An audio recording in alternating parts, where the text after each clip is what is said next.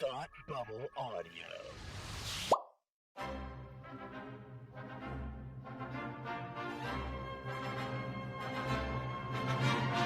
Look, up in the sky! You will never find the more wretched hive of scum and villainy. Welcome to Beer with Geeks with Tim and Frank.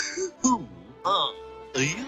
I'm Batman. I am Iron Man. Your friendly neighborhood Spider-Man. Hi, Christopher. I'm Nero. My name is Inigo Montoya. You're a wizard, Harry. A couple of guys with a couple of beers and a whole lot of pop culture nostalgia. Make it so, number one. Ladies and gentlemen, the Beatles. Named the dog Indiana. Life finds a way. I am serious. And don't call me Shirley. Now sit back and crack open a cold one, because it's time for Beer with Geeks. It comes in paints? Shaken, not stirred. Great Scott! I was way off. I knew it started with an S, though. Hi, and welcome to Beer with Geeks, where two geeks geek out with beer. I'm Tim, and with me, as always, is my man who loves to play a little game. It's Frank. How are you today? Hey, I'm doing pretty okay. I'm looking forward to playing a game with you today. With my feelings, or with my heart, with my brain? What kind of game are we playing? With your courage, with your... No, a little bit of everything. Desire to go home? Yes. Yeah. No. I think it's something you'll enjoy. It's Cool. Yeah. I mean, I also like games if the rules take under 2 minutes to be told to me. Oh yeah. Anything over 2 minutes, I'm not playing this game. This is so true. Yeah. This is so true of me as well. Mm-hmm. But would you like to tell me what you are sipping on today? Yes, I would. Sipping is actually a really good word that you used, because I went to open my fridge and I said, hey, can't wait to get a beer for a Beer with Geeks. Hey, guess what? I don't have beer. So it's just with geeks. And so I went, instead of water or seltzer, which I actually do have, I have a Spindrift lemon limeade, but I am also drinking the Jack Daniel's Tennessee Honey. Nice. I finished the bottle. There was just enough for one more drink for me. Yep. So Wonderful. Perfectly measured. So I'm drinking it straight up. No ice, not my style. Unless it's really, really, really hot out and I want a whiskey, but generally when it's really, really hot out, I do not want a whiskey. Yeah, sure. That makes sense. This does not quench my thirst for dehydration. Sure. But the honey is delicious. Yeah. I haven't had Jack Daniel's Tennessee Honey in quite a while. Me either. And it's been in the liquor cabinet. I just don't gravitate towards the liquor cabinet. And thank goodness liquor keeps, because otherwise it would be a lot of money wasted for sure. Right. Yeah. Seriously. Absolutely. Yeah. What are you drinking? I am having another Tuckerman Brewing Lime After Lime. This is the lager that's really, really got that nice. It's brewed with fresh limes, and it's got that nice, Corona with lime flavor to it. I like that flavor a lot. I'm glad you're also drinking something lime, even though, yeah. So our green cans, go team. Yeah, there we go. Well, Tim, I was thinking about a game that we played some time ago where I had you listen to some movie themes and name them. And you did pretty well with that, as I recall. I think you're like 7 or 8 out of 10, something like that. So and that was a lot of fun.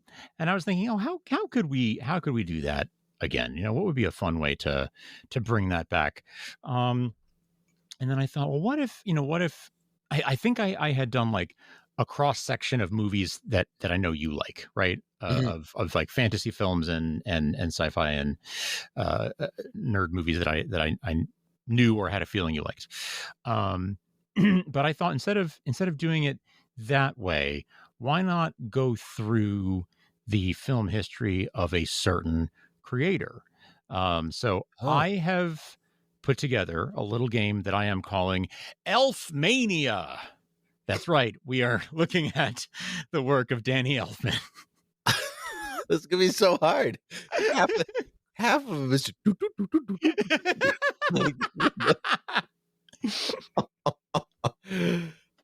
man. Part of me wishes you had this is saved the this fun for of it. Christmas because Elf-Mania. Yeah, I know, true. Oh, a Christmas episode. Yeah. Just kidding. It's Danny Elfman. Gotcha. Man. Christmas in June. Boop, boop, boop, boop, boop, boop, boop, boop. Excellent. I'm very excited for this because I do listen to Danny Elfman music, but not necessarily. Sure. He's wide ranging, so I might not get all of these. So we'll find out. That is, I feel like that's part of the fun, honestly, is if you don't.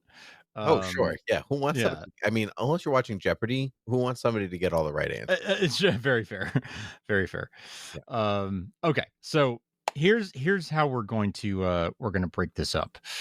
Because obviously there are many different, eras in his work, and there are many there are deep cuts and there are some easy ones. So I thought we should do some warm up.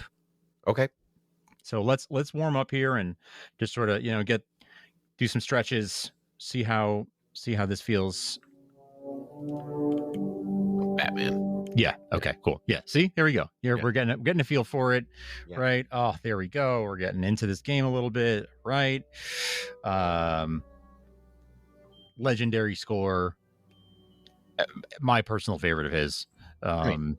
It's just it's near unsurpassed in like what it's delivering. It's delivering scope and tone and genre and subgenre, and it's just like really, it's a really good theme.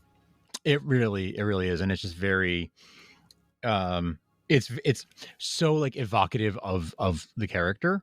Mm-hmm. It's one of those. It's like the Superman theme or something where it's just like, that's just fits. This works. Okay, yeah. So while we're here in the sort of the warm up round, let's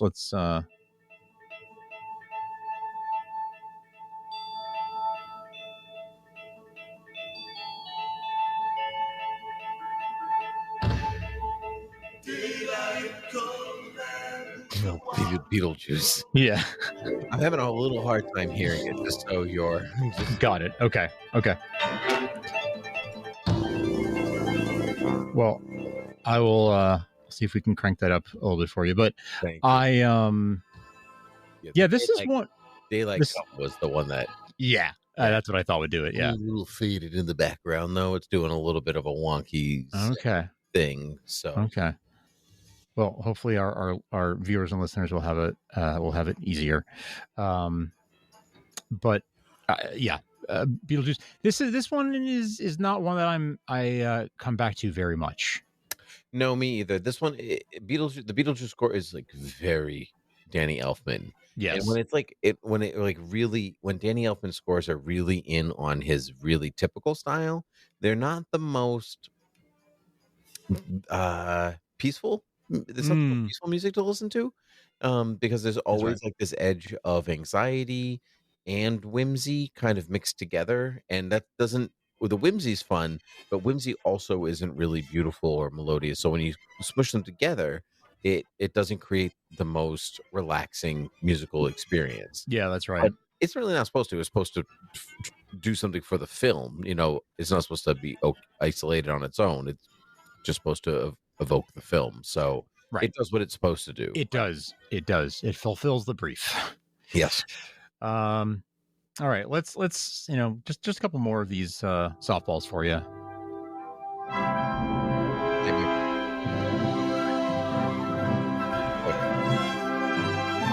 Nightmare Before Christmas. Yeah, that was perfect. I could hear that, no problem. Great. Yeah.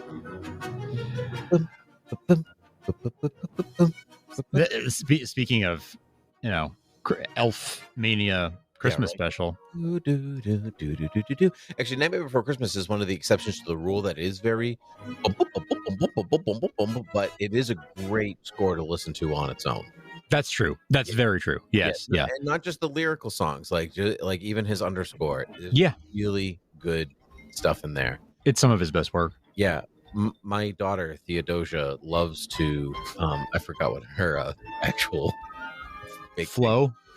Thanks. I forgot what their fake name was. likes to listen to the Nightmare Before Christmas music, like some of it, but she's never seen the movie. She's too young for it. Yeah. Still, I honestly, I think she'd love it, but I don't. Mhm. It's just like kid pulling a shrunken head out of a box. I don't know 3-year-old seeing, like, we're not yet. But she'll like she'll want to listen to What's This, and or she'll see, like, if you're in a store, you see like, oh, that's Jack Skellington, that's right, that's Sally, whatever. Oh, does Sally have a song? Yes, she does. So we'll listen to the Sally song. Sure. But she's never seen it. But every so often she'll be like, can we listen to Sally's song? Nice. Yeah, sure. Absolutely. Oh, so fun. Yeah. So fun. The other day, she just looked at me. I don't know if I told you this or I told you on air. We were doing something. She just looked at me and goes, can you show me some monsters? Oh, that's the best. The best. Yes, I can't ask for anything better than that. Yes, I thought you'd never ask my child. Come this way.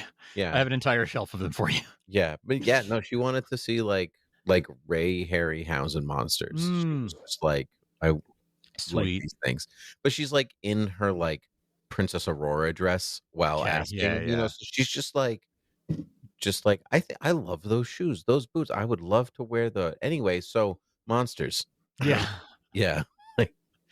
It's just the real dichotomy of I know. They're such funny little contradictions. They are all the time. It's so funny. It's so fun. It's so fun. All right.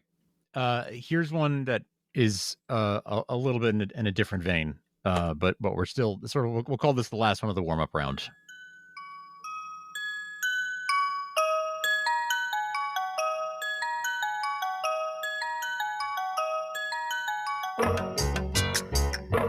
This Pee-wee? Yes, that's Pee-wee. Yeah, okay. That's like a so I've never actually seen Pee-wee's Big Adventure from beginning to end. Neither have I. Oh, okay. Yeah. But hey, you still identified it, so yeah. I think it's I've seen enough of it to know what Pee-wee sounds like and who he is and whatever, but it was just never. Pee-wee was not a movie that my parents were dying to watch themselves, and no, and it just kind of stayed out of my watching, and I never really got there. Yeah, it never was really very much in my frame of reference. Yeah, my parents would have shown me, and I was just a couple of years too young to have been a Pee-wee kid anyway. So, well, more than a couple years. Yeah, no, me too. Actually, Pee-wee was the '80s, and I was born in the late '80s, so it's just not. Just wasn't there. Yeah. I just missed it by a couple of years. All right. Those were the warm-ups. All right. Those are the warm-ups. Yeah, those are the warm-ups. Now let's get into sort of the more of the mid-level and sort of like middle period Danny Elfman. And then I feel like the real hard stuff is his more recent work. Totally. No, that will be very difficult. Those are the deep cuts. They're not even that deep cuts, but that's the challenging. That's Final Jeopardy. Okay. But here we are going into Double Jeopardy. Let's put it that way. Okay. Let's start off with this one.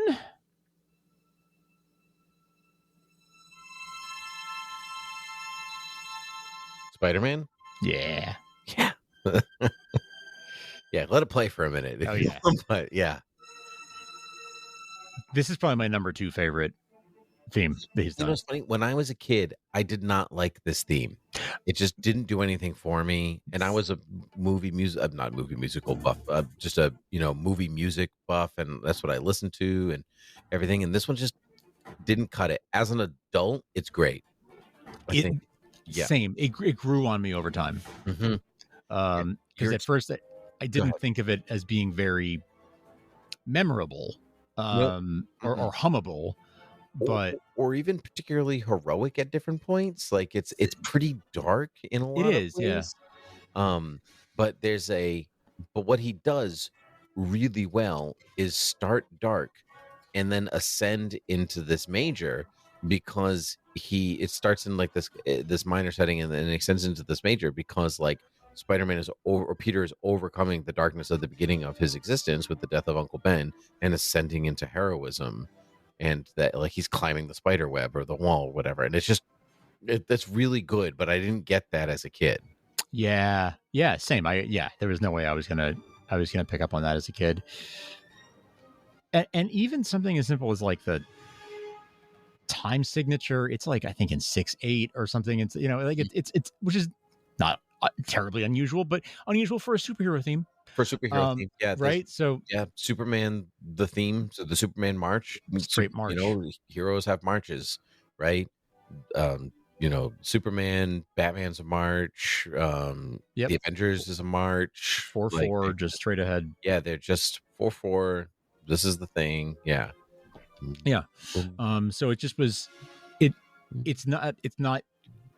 It's not traditional, but it's one of his more traditional ones, right? Like, Batman is probably his most traditional, and this is not too far behind it, but it's sort of, you got your sort of modern Danny Elfman feel to it, but with a little bit of a it's a modern twist on a classic style. It is. This is not a theme that I would like. I know he wrote it, but if I didn't know that he wrote it, I wouldn't say this was a Danny Elfman. Yeah, it doesn't scream Danny Elfman. No, you listen to John Williams, you're like, oh, there are the flutes, Yes. Yes. but yeah, Spider-Man, a lot of it doesn't have that. He's more versatile than people give him credit for. I agree. Yes, I think he has a reputation for just in the but like there is more to him than that. But it is fun to make jokes about that. So. It is. All right. Well, we go from Spider-Man to another beloved film.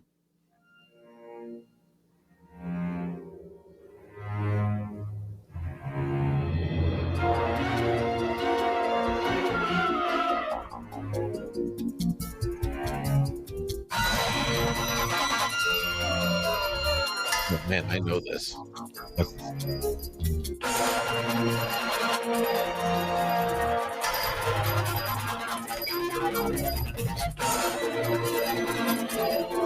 Any guesses? It's been 30 seconds. No, actually. Men in Black. Oh, shoot. Yep.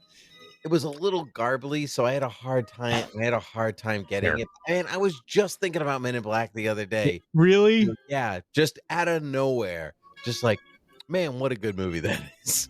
Like, I forgot he did this one, to be honest with you. Me too. Like, did not remember that. This is not one I'd be able to hum for you off the top of my head. Like, how does that theme go? I wouldn't remember that. I haven't seen Men in Black since I was a kid. But yeah. Man, I should watch it again though. I have. It is a good movie.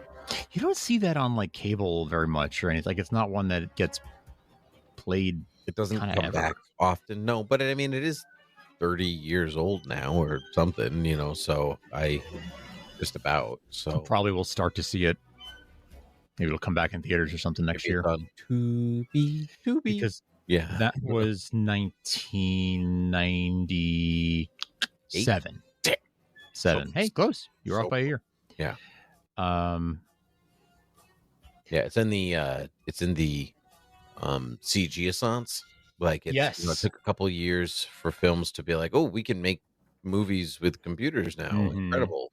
That's just about that era, because I just watched the 90s Godzilla, like the American Godzilla. Yeah. Weeks ago. I think that was also 97, wasn't it? Might have been. Yeah, somewhere around there. And it's actually in this spot where they're still using so much practical that you can forgive the CG, but when it really goes full CG, you're like, man, I've seen better stuff on the CW now. Which is wild. Yeah.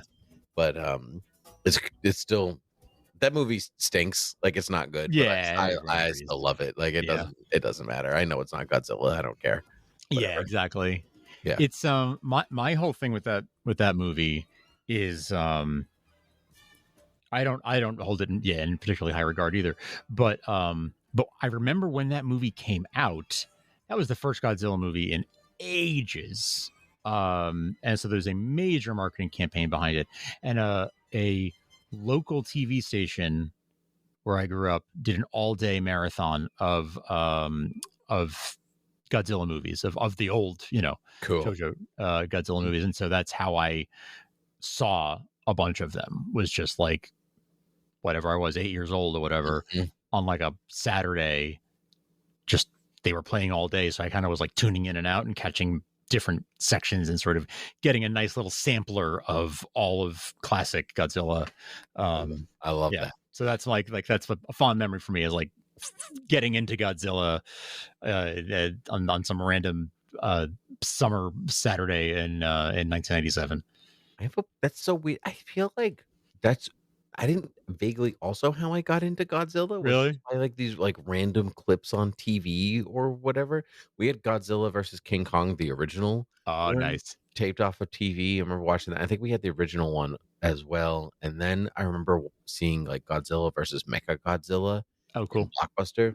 Mm-hmm. And I remember renting it, taking it home. My brother and I were like, "What is happening?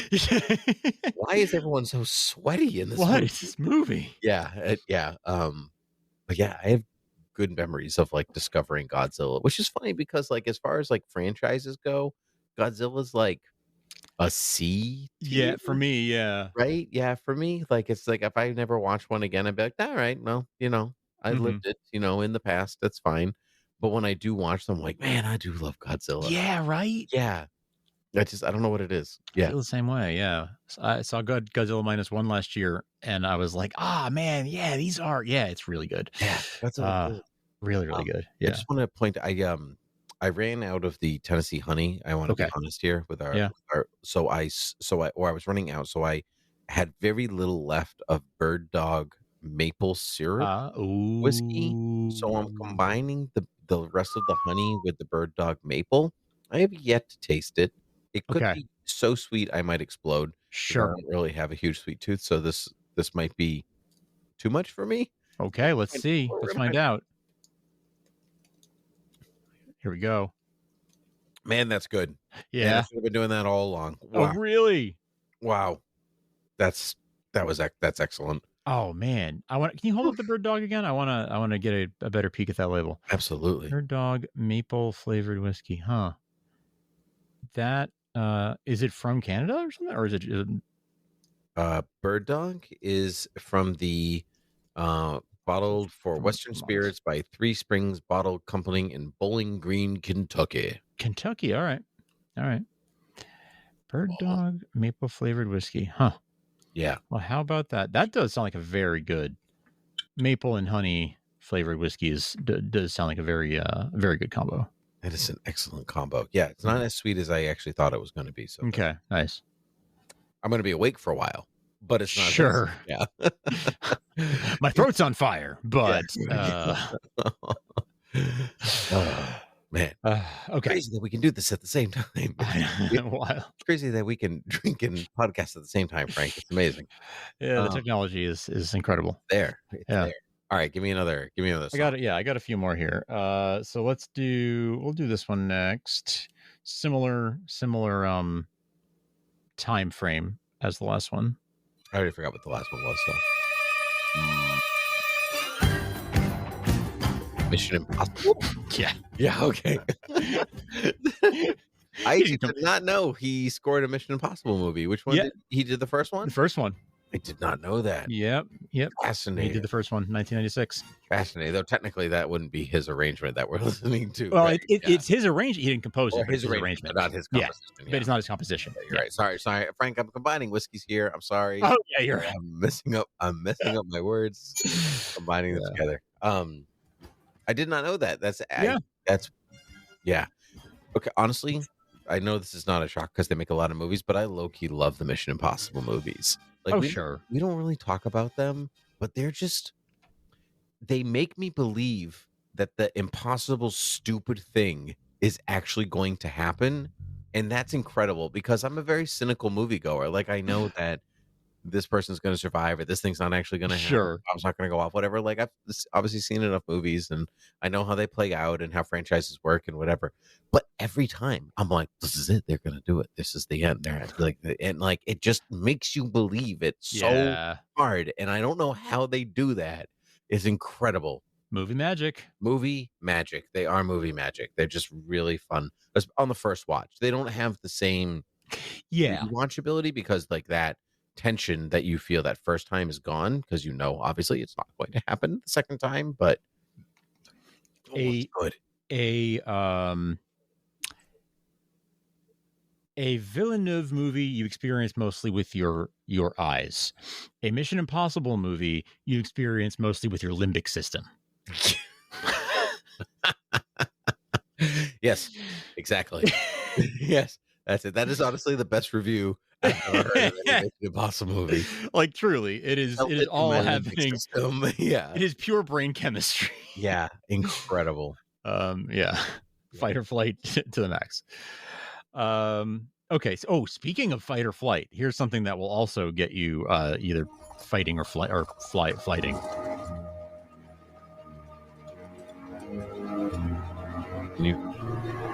I think it's Sleepy Hollow, but it's a little garbled. Sleepy Hollow. It is Sleepy Hollow. Yeah. Sleepy Hollow is one of my favorite, if not my favorite, Tim Burton movie outside of Batman. Nice. And I this is actually a soundtrack that I do listen to. Okay. This is one I thought you might. Yeah. It's not as anxiety inducing as you would expect of a Danny Elfman score. It's also really devoid of yeah, completely. It doesn't sound like him. I wouldn't know this was him. Yeah, no, it's a really good score. It's a really good movie. I want to say it's an underrated film because I guess it's a little underrated, but it's just the right level of cartoony to get you jumping, but not to take yourself too seriously at the same time. And it plays really well into old horror movie tropes. Like this is a giant windmill that gets set on fire, and it just kind of sadly devolves slightly into more of an action-based movie by the end, which is not how it starts. But man, it's good. It's just it is good. Ian McDiarmid's in this movie? Yeah. Mm-hmm. I think it's really the only other thing I've seen him in besides being the Emperor. But yeah, he plays. There's like a hardcore lineup of like older British actors who are basically the I see Michael Goff too. Michael Gambon. Oh wow. The guy who played Uncle Vernon, whose name escapes me for the moment, Uncle Vernon from Harry Potter. The Jeffrey Jones, not British, but there's just a really quality lineup of town elders. Yeah, wow. It's a really strong cast. It's great. And it like looks like everybody's having fun, like even though people's heads are falling off, like everyone's just like having a good time, making a fun movie, being in a B horror movie. Like it's good. Yeah, I see Colleen Atwood's name in the credits, so I know you're enjoying the costumes. Obviously.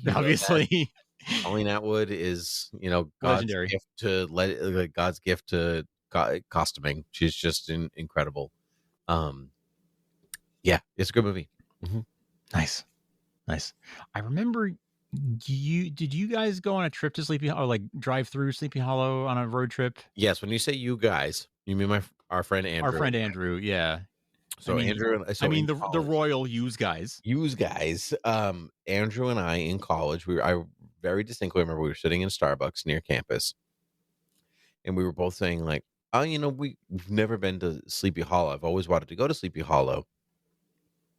Let's figure out a date to go." So we looked at the count. We were looking at the calendars on our phones, and we're like, "Well, I'm busy this day. I can't go this weekend. I can't go this." So and it was like Thursday, I think, and we're like, "Well, we can go Saturday. It's this Saturday, or it's not happening." So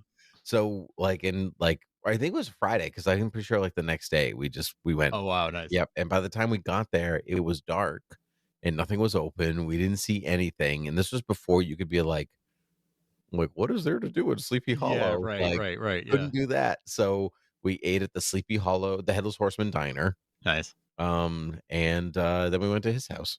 So which was like another 2-hour trip from where we were. Wow. But it was great. Yeah, I thought I'm it was glad. yeah. I have since then. Yeah. I still haven't really done the touristy stuff while there, but I have seen it during the day, which thrilled me.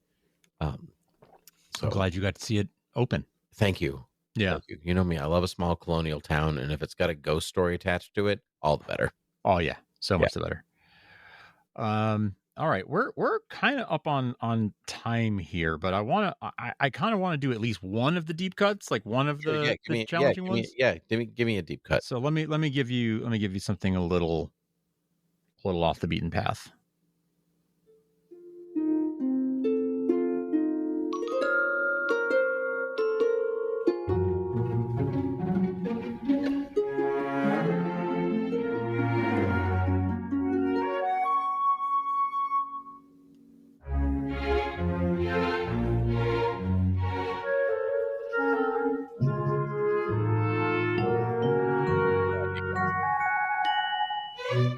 Any guesses? No, I have no idea what that is.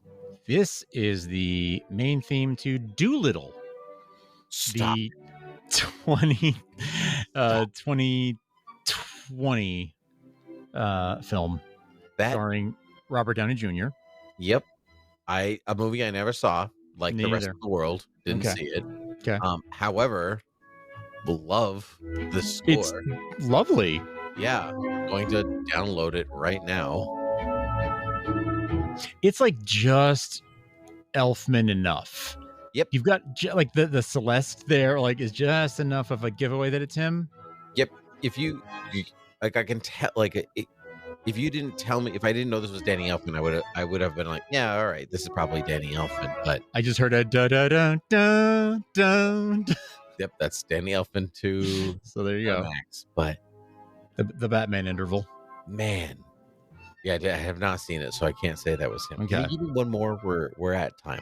Yeah, let me give you one more.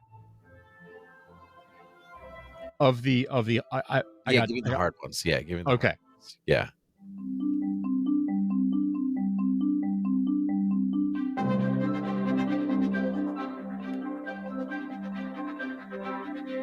Is this Dumbo? No. Although I do get why you would guess that. Yeah.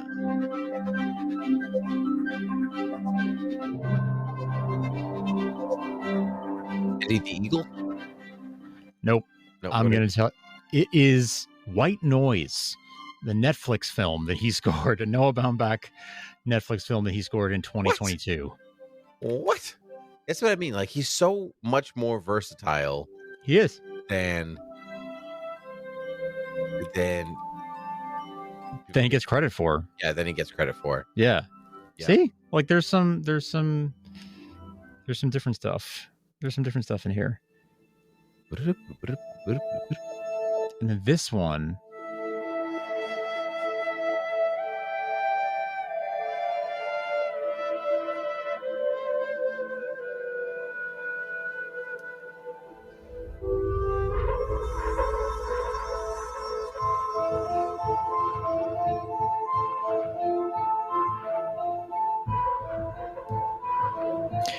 This is probably the hardest one, and I don't know if this is helpful at all, but I'm going to give you a hint, and that is that he collaborated with somebody on this one.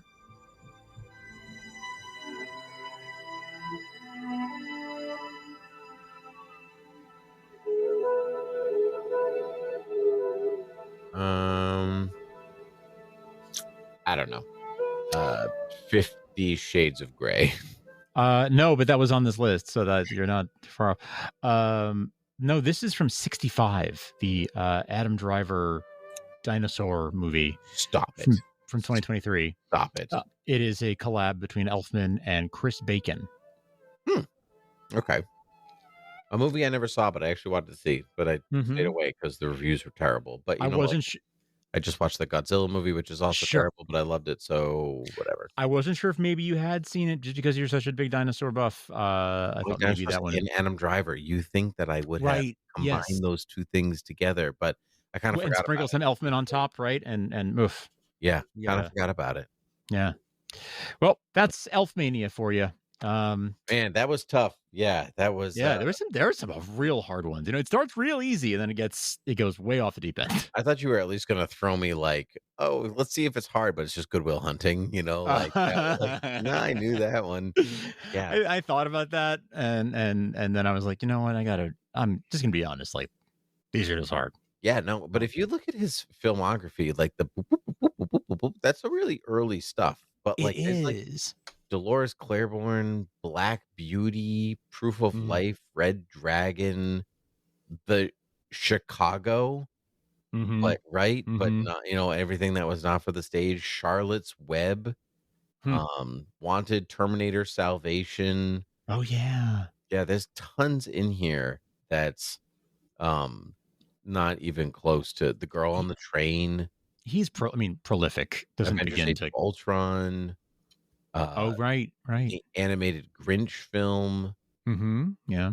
Yep. There's just Doctor Strange, I had a Doctor Strange cut in here. Did you? Yeah.